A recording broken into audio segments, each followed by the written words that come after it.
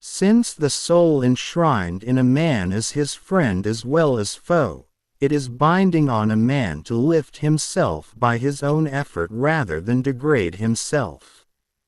It is man's duty to work for the salvation of his soul. He must not tempt him to damnation, for the embodied soul is both his friend and enemy. Let us now see, in Lord Krishn's words, when the self is a friend and when an adversary.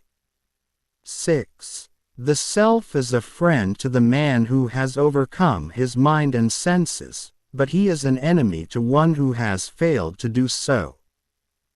To the man who has vanquished his mind and senses, the soul within is a friend, but to the man who has not subdued his mind and senses, he is an enemy. In the 5th and 6th verses Lord Krishna thus insists repeatedly that a man should redeem his self by his own effort. He must not degrade him, because the self is a friend. Besides him, besides the self, there is neither any friend nor any enemy. It is so because, if a man has restrained his mind and senses, his soul acts as a friend and brings him the highest good. But, if a man's mind and senses are not restrained, his soul turns into an enemy that drags him to rebirth in lower forms of life and to endless misery.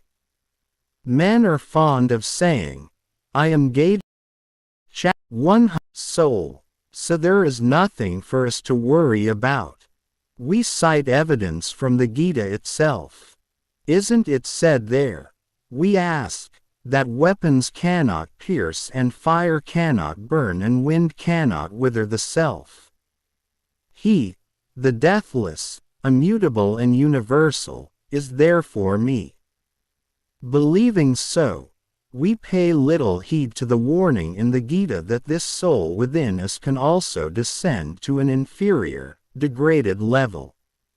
Fortunately, however, he can also be saved and elevated, and Lord Krishna has made known to Arjuna the action which is worthy of being done and which leads the soul to absolution.